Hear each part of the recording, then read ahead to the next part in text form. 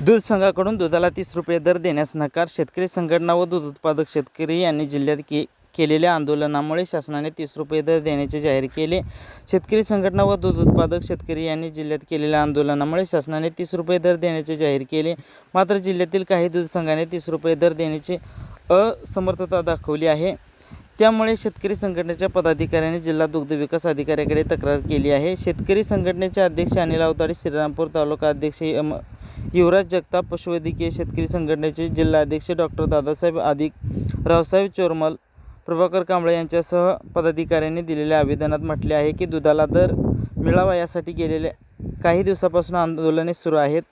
शेतकरी संघटनेने यासाठी आंदोलने केले. शासनाने 5 जुलैला काढलेल्या आदेशानुसार 3.5 फॅट व 8.5 SNF असलेल्या गुणप्रतीच्या दुधाला 30 रुपये प्रति लिटर दर देण्याचा निर्णय घेतला आहे. तसेच 5 रुपये प्रति लिटर अनुदान देणार आहेत. त्याचप्रमाणे फॅटसाठी वाढलेल्या प्रत्येक पॉईंटला 30 पैसे वाढ व घटलेल्या प्रत्येक पॉईंटला 30 पैसे कमी करण्यावर सूचित केले आहे. सर्व खाजगी सहकारी संघांनी 1 जुलै 2024 पासून अंमलबजावणी होणार आहे. परंतु श्रीरामपूर येथील सनफ्रेश ॲग्रो लिमिटेड जुन्याच दराने म्हणजे 27 रुपये प्रति लिटरने शेतकऱ्यांना पैसे दिल्याचा प्रकार गुरुवारी उघड झालेला आहे. या संघाने 11 जानेवारी 2024 ते 10 मार्च 2024 साठी संकलन केलेल्या दुधाला शासनाने प्रति लिटर 5 रुपये अनुदान जाहीर केले होते.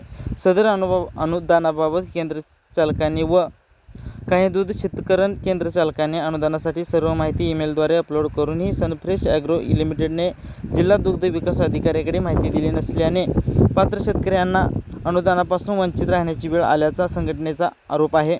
सदर अनुदान मिळण्यासाठी संबंधित अधिकारी यंत्रणा यांना जबाबदार धरून यांच्याकडे व्यक्तिगत स्वरूपात कारवाई करून वसूल करावी अथवा दुग्ध विकास विभागाने माहिती अपलोड करण्यासाठी मुदत वाढवावी असेही तक्रारीत संघटनेने म्हटले आहे.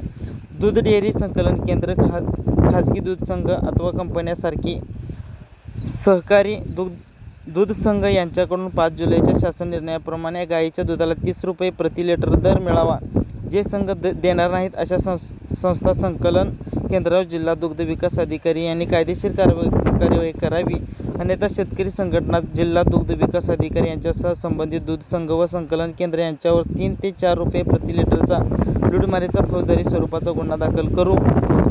ॲडव्होकेट अजित काळे, प्रदेशाध्यक्ष शेतकरी संघटना, SBP न्यूजला